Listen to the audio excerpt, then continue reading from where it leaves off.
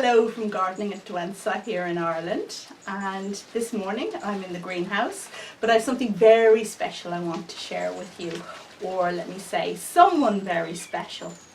And you'll see there's an extra chair here, and in just a second we're going to find out who that is for.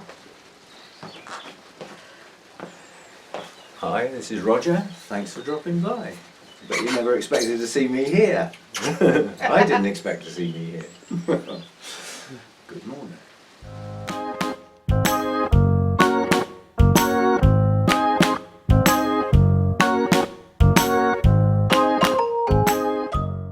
Right, well here I am in rainy Ireland, which was predicted, and we had a marvellous journey here. I got a lift to the airport, just up the road luckily, and plane was on time, and sat on the airport waiting for the plane, sat on the plane, sat on a bus for 2.5 hours, so my rear end is now that wide instead of that wide and very flat. I don't think I've sat down for that long in my lifetime, but needed to be done. And, But very tiring. Yeah, I must admit I don't normally get tired, but how can you be tired when you're sitting down doing nothing all day? Which is something I very rarely do. So, but yeah, I was quite tired when I got here. Early evening, had a wonderful meal, absolutely wonderful, and magically out of the cupboard came some red stuff. So I was well at home. Okay, but now we have Roger here, and thank you very much for coming, Roger. No worries. We've got to get him to talk about orchids. So we're going to take a little trip down the back of the greenhouse and look at what I have as cold orchids, because as we all know, Roger is something of an expert when it comes to cold orchids that need dormancy. So. Yeah, it's going a bit far. So let's go and do it, huh? No surprise attacks with orchids I can't pronounce or have never heard of. Certainly not. No surprises. Okay, so we're going to go back here. Roger, come and have a look at my coldish orchids. Just getting through the jungle there. We'll have a little look and talk about these. I wonder what delights we've got tucked up in here. Well, some I recognise, some I'm going to need to be told, I'm sure. So let's start with the Cymbidiums first, and you see I've got 3 large hybrid Cymbidiums which are no IDs, there's no cultivar name for them, and then 2 smaller named varieties, one of which is a dark one and one of which has pendant green flowers. That label just doesn't want to come out now. So that's Hutchings New Horizon, that's the one with the pendant green flowers. And the other one, can you reach over that label there, Roger? Because I can't remember what it's called. Yeah, Cali Geyserland. So it's very dark, not black, but a really dark flower, and I like that. But I keep them out here in the greenhouse. And do you have many Cymbidiums? I have one that basically I was obliged to have because it's not something I grow, but a friend of my daughter's who grew orchids in his flat died, and at the funeral the orchids were handed out and my daughter got the Cymbidium. So now Roger's got the Cymbidium and I'm sort of obliged to look after it. But all I do with mine is as soon as the nights have lost that chill in the spring, it goes out in the garden behind the bonsai, and when I water the bonsai it gets the same as the bonsai get, which is like garden fertiliser basically. It's got all the stuff in it, it's good feed, and it stays out there until there's a threat of frost. So I've only got the one, it's got no name, and that's all I will ever have. I don't. And what colour are the flowers, remind me again? They were pinkish? Reddish brown, I would think you'd say. Not an autumn colour, but you couldn't call it an actual red. So it was like a red browny colour. With pink on the lip, if I remember. So I think Cymbidiums generally are a great plant if you have a cool greenhouse. Even if you're not particularly into orchids, you can grow them quite successfully. And I'll just link up above to a video I made earlier, which is a more comprehensive guide on how I grow Cymbidiums in my climate, so maybe people would like to check that out. So, moving on to, what will we talk about next, Roger? Well, we could have a go at the Coelogyne cristatas, because I have a little theory. This is a very widespread orchid in the wild, and it grows in areas that you would class as a cool growing plant, but it can also be found in more tropical areas where the nighttime temperatures don't drop down that low, and the daytime temperatures can be quite high.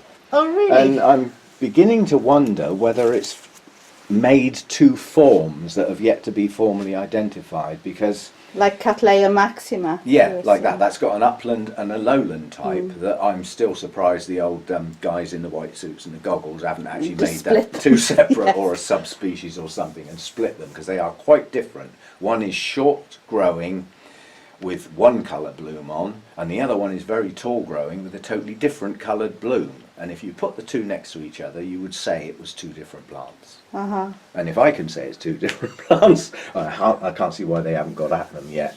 But yeah, this is quite a traditional looking Coelogyne, and I've seen more looking like this than what mine looks like. And what mine looks like is much longer pseudobulbs, and they're a deep green, and my leaves are very long. They're probably heading up towards 12 inches long. Well, I'll just say now that this green. one is normally a darker green. It's just had a bit too much That's light had this the light summer, in so there. it's been bleached out. Well, and But even here, the two that I have, they're quite different. So this is the smaller pseudobulbs, and it produces smaller flowers that have barely a scent. Whereas this other one down here is really much larger flowers. It's easier to get into flower, and it's beautifully scented. So I'm very pleased to have been sent that one. Does that resemble yours more? Not really, no, because it's still got quite rounded pseudobulbs, where my pseudobulbs look a little bit more Oncidium-like. They have that length to them, more the egg shape than sort of golf ball shape, if you see what I mean. And the leaves are quite long. The new growths on it this year have got leaves heading up towards a foot long in old money, whatever that is in metric. Yeah. 30 centimetres, I think. Something like that anyway. But I'm beginning to seriously think there are different forms of cristata depending on its origins. If you And see is yours what I mean. easy to flower in your grow room? Well, it bloomed for the first time this spring, earlier in the year, and that was the first year that it actually came out of the winter with an actual root system, because when I first got it, it had no roots. It was just bulbs hanging in virtually thin air. And the person who gave it to me, because of that, they'd potted it deep. So the pseudobulbs were half buried and some were rotten, which had to be cut off. And I ended up with quite a lot of pieces, which I thought, you're all going in one pot. You are going in one pot. Get in there. And this year it's gone mad. It's produced loads of new growth, and I'm hoping for a really good blooming this spring. And you don't think that the temperatures in your grow room will be too high for it? Well, last winter for the first time I knocked 2 degrees off my minimum temperature. I went down from 14 to 12, which if you read about Coelogyne cristata, that might be deemed a little high. Perhaps down towards 10, might be 8 to 10 might be a bit more suitable. But going to the back to the possibility of multiple forms of this, and some that do grow in more warmer areas, mine seems to be more that type, because it did bloom for the first time. It only had 2 spikes with 2 blooms on each, if I remember, and I didn't have any fragrance with mine. So we'll see what happens this time. You often find a first-time bloomer doesn't perform properly. Yeah, not so as whereas it's supposed to be fragrant, it isn't, and it's supposed to have 5 or 6 flowers per spike, and it doesn't. So we'll wait till the spring and see what mine comes out like. But I am hoping for blooms. I see no reason why it shouldn't. And mine, I guess, are held at the other extreme. So they're in this greenhouse over winter, where it goes down to a 5-degree minimum. Yes, that's a which lot is lower really, than mine. really quite cold. And this one has actually they've both bloomed. This one flowers more readily than the other one, but they both tolerate those kinds of conditions. So, and I know I'm quite people happy that with have grown cristata from listening to what they say, it sounds like virtually perfect conditions, and have never got them to bloom. So there are obviously traits in this plant where some versions of it are reluctant bloomers, and others chuck them out like they're going out of fashion. Literally, they've got masses of blooms. And did you see my other 2 Coelogyne, Roger? Yes, I was just checking these out. I'm not a coelogyne expert, so I'm not going to recognise a plant by just looking. We'll have to get the tags out. That one there I can tell you is flaccida, and this is the one that Alberto sent me recently. And this is a fine plant, and I believe Alberto said there's actually 3 plants in the one pot, which is great news. But for anyone who saw that video, the bad news is that I did lose a lot of the orchids that came in that box. They rotted away. But thankfully, this one is looking well. There's some good new growths. Now, that could be a single new growth on each piece if it's pieces, or Right. or you may sometimes you do this, put a lot of plants in one pot, and all the new growths are on one piece, and the others don't produce any till the following year. When they get a decent root system, obviously they'll push up the growths. But it's a good looking plant. yeah, I isn't had it? flaccida once, but it was one that, from memory, I think it just didn't bloom for me. So it was one of the ones that got given away in the giveaway drawer when I shifted Right. some of the plants I wasn't so keen on. Well, hopefully the cooler temperatures out here in the greenhouse. Most coelogynes, by definition, you could say almost across the board, are cooler growers, but don't get caught out. You need to look at the individual species That's that you're right. dealing with, because some are actually warm Yeah, growers. because I have a Coelogyne buffardensa, which is a kind of hybrid, but that is warm growing or intermediate growing, and that's indoors. And obviously, I mean, some of these can go right down to low temperatures, like sort of 5 or 6 degrees in winter time, preferably dry, not soaking wet. Right. That won't do them any good. But you put one of the warm growers in those temperatures and you'll lose it. And so you need to know, if Yeah. you see what I mean. Yeah. Now this other one here, I'm slightly concerned about because the pseudobulbs are really quite shriveled. Now I repotted it, seeing this I repotted it, and you can see it has roots there, and actually some of those tips have been lost. Yeah.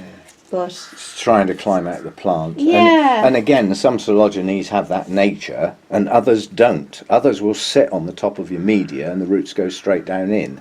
And others start to produce an extended rhizome, and you can sort of see that, and they will lift themselves out of the out of the pot.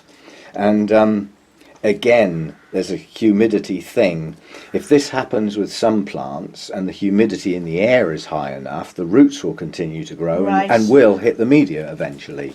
But with Yeah. drier air, the tips go before they make the media. I mean, Exactly, you can sort yeah. of put a clip over them and just Yeah. push Get them down, down a bit get down further. there. Now, I bought this in flower from Burnham earlier on this year, and the pseudobulbs were already quite shriveled, although, yeah. I mean, some do have a natural creased look to them as they mature, and that's how they naturally are.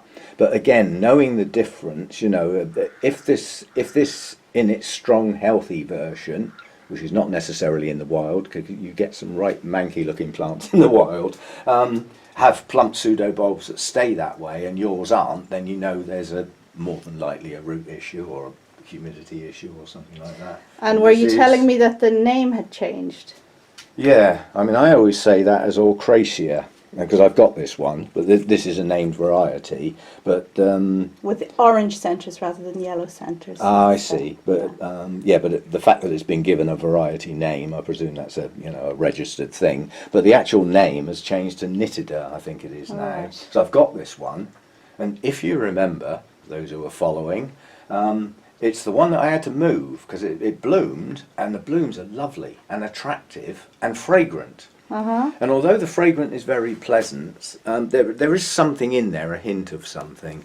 And at the same time, the piece of Rodriguesiae, what's the bit on the end of that plant? Liana. Leana. Liana. That bloomed at the same time, and for me, that has definitely got an unpleasant smell. I can't put my finger on what, but it's not nice. And one was in bloom just in front of me while I was watering, and the little nitida was where my small plants go, in bloom at the same time. And some sort of chemical thing happened between those two fragrances that turned into very revolting with extreme hints of catwee.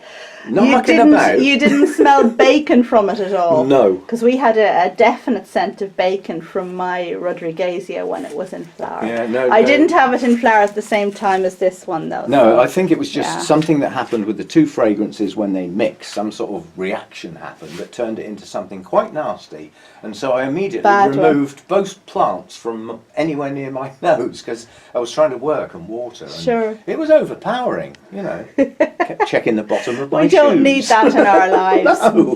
Between that and Bulbophyllum, was it Phalaenopsis? Bulbophyllum Phalaenopsis, the one that you... Cheers, Archie. Thanks a bunch.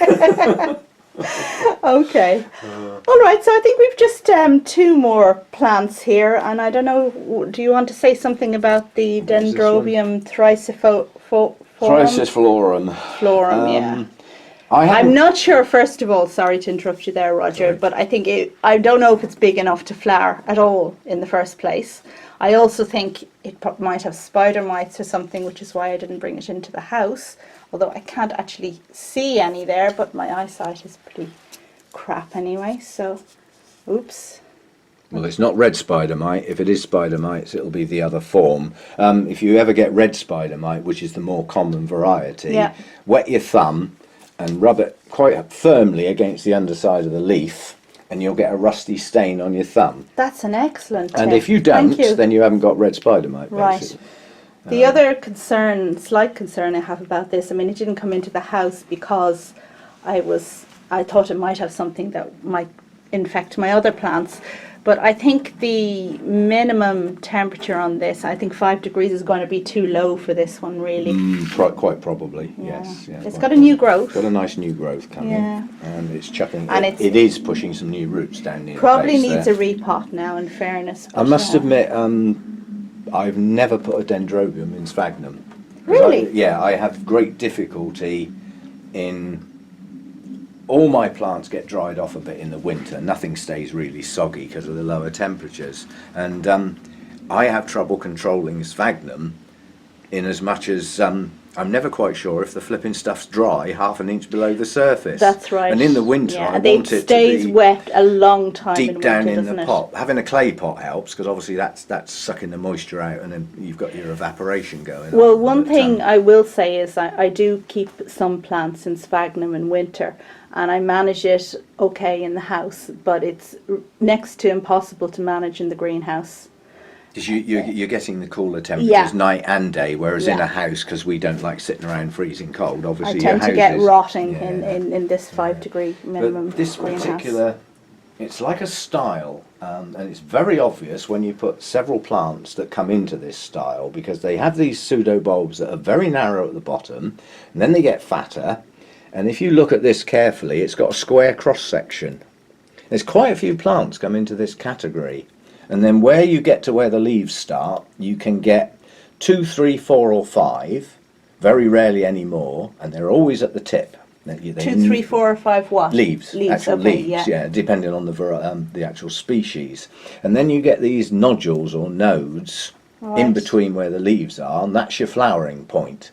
So these don't very often flower directly out of the apex. Right. But you see, Okay, like a nobile there's a type. possibility of that blooming, and that's right on the edge. Oh, yeah. wouldn't that be good? And here and here. And I've found with the ones that I've got got a Griffithianum and a Farmeri cross, both ways round with different coloured blooms, and they are incredibly similar to this. Right. And these can still push out spikes from deciduous canes that have lost all their leaves. This one does seem to have lost an awful lot of Yeah, leaves. yeah. I think it's been generally abused They over are- a number of years, in truth. I've seen it said, or seen it written or whatever, that if this style of Dendrobium is kept in perfect conditions, the leaves can last for years and years. A bit like Dendrobium phalaenopsis. With all Dendrobium species, it always pays to look up the details for that species. And a lot of it's geared up to where they come from. If they come from deciduous forests, you have to ask yourself, why is the forest deciduous? And forget the orchids, why does the forest drop its leaves? And the answer is harsh conditions through the winter period.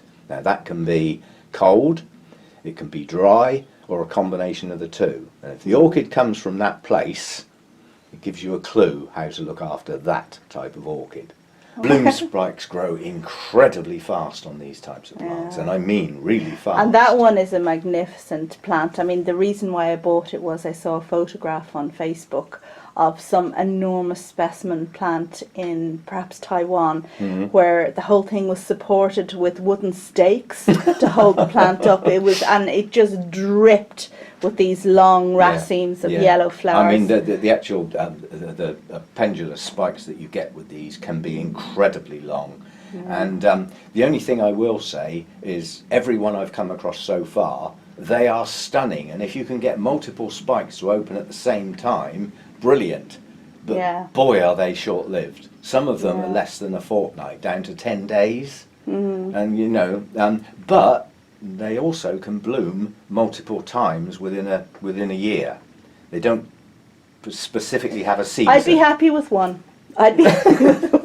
Well, cross everything and wait and see. That's all you can do. Okay. All right. Well, we'll leave him behind. And I think the last plant then that we haven't talked about is actually in the Cattleya alliance.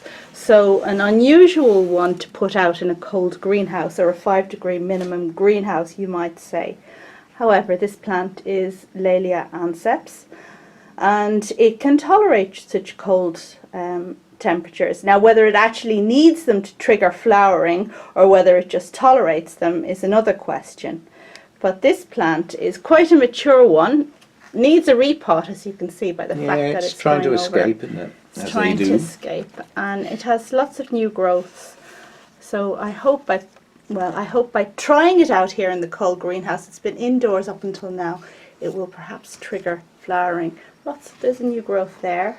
There's another one lower down on the same sort of section. And there, and then I think it's maturing this one here, which is I just actually opened today just to see if there was anything. There's a spike. And there isn't. As we do. But you have some experience with this particular plant. My first Laelia anceps was a division off a specimen plant from a friend, and I mounted it, and it appeared to be doing incredibly well. But in those days, when I first had that plant, I didn't let my winter temperatures drop down that low, and in my ignorance, I'll say, I don't mind admitting it, I just thought, well, it's a Laelia, that's the same as the other Cattleyas, isn't it? Well, it's not. This is a cool grower. Well, that's what you'd think, yeah? Yeah. And there's just one obvious reason. If you look up where this plant grows, it grows up. It's got a lot of elevation involved, and the higher up you go, the cooler it gets. And of course it gets really, really long spikes. I remember that this is many, many years ago when I first started watching YouTube channels. First of all, there weren't that many, or they were harder to find. And one of the ones I used to watch was Brad's Greenhouse. And he came in with his camera to picture these Laelia anceps spikes, and the buds were opening, some blooms were opening, and it was a spectacle. And as soon as I saw as tall as him, I'm sure. Well, they were at eye level. And as soon as I saw those, I thought, I'm having that one. You know, sometimes that happens. You see a bloom, you think, I'm having that. You don't care what the culture is. You're going to give it a try. You make the culture work because you want that one so much. You know, you work the other way around. I always say, get your environment how you like it, and then work out what will grow well in it, and get those, not the ones that don't do well. But this one I just had to have, which I eventually got. And basically, he then said, "Oh, I'd like to show you the plant," and he took about 10 steps backwards because the plant was on the floor. Those spikes were over 4 foot long. Wow. Now mine have never grown that long, but I have had a 3-foot spike. The first time it ever bloomed while it was still mounted, it had a single spike. That was 3 foot long. So from, you know, mid-range height in the grow room, the blooms were almost quite hard to manage indoors, really. Yeah. But now I've got it as an accepted cool grower. The plant itself lives on the floor, even though it's potted.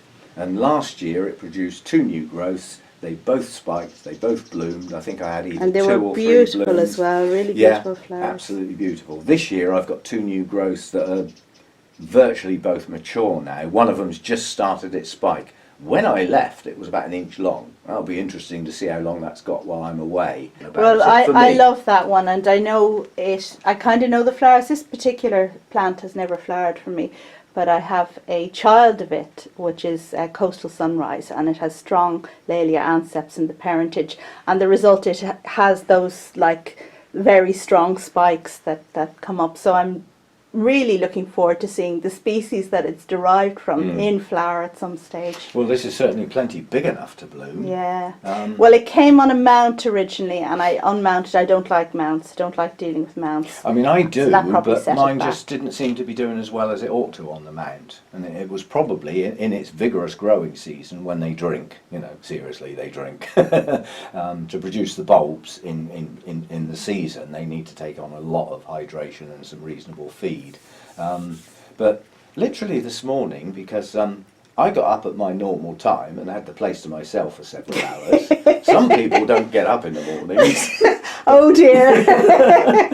So as individuals came down the stairs and said, "Good morning, Roger," I said, "Good afternoon." Because to me it was nearly lunchtime.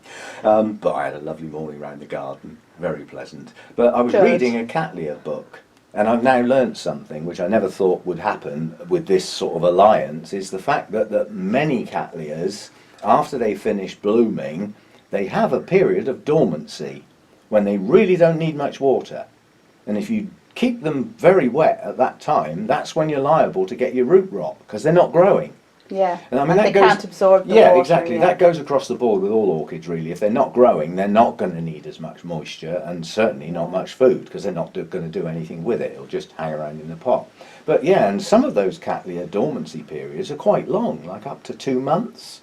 And if they don't get it, and you try and keep them growing, inadvertently maybe, the growths tend to be weaker. It seems as though it needs to shut down and then restart, and so there is like a dormancy I'm just period. trying to think what the name of that book of mine is. I can't think off the top of my head. Um, Cattleya. I didn't notice the title. I can't recall. Anyway, I'll put it in Yeah, the. but certainly right I up the don't. name I'm here. not a big reader. I don't read books much, as you know. I can be quite critical of some of the books, but this is the best book I've ever read on Cattleyas. It was brilliant. And, I concur with that as well. I really enjoy it as well. Do you know, Roger? I forgot to even consider this plant here. a radicans type. Yeah, I think it's ibaguense. So Oh, it's actually got a proper Epidendrum name. Ibaguense. And this one is a really, really tall plant. Now, I do have another ibaguense, which is considerably smaller. So whether one of them is misnamed or not is open to speculation. But this one lives in the greenhouse and 24/7. And as you can see, sits in a very large pot, which gets watered when I think of it.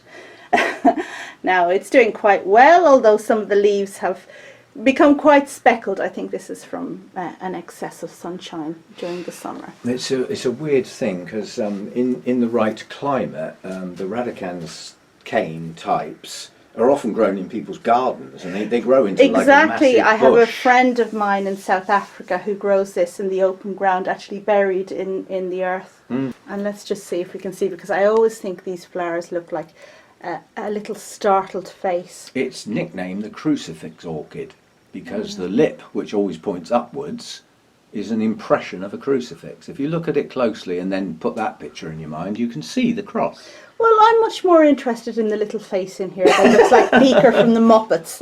We'll leave the crucifix out of it as far as I'm concerned. And that brings us to the end of our little greenhouse cold orchid update with Roger Frampton here from Roger's Orchids. And of course, we're going to link to Roger's channel up above. But I know everybody here knows who Roger is and follows him. If they don't, they do now. And we hope you liked this video, and we hope that you will tolerate my messing around here with the camera trying to get us into shot, because it's a new camera, It's etc. new. Yeah. Okay, thanks very much to everybody for watching. Bye. Bye.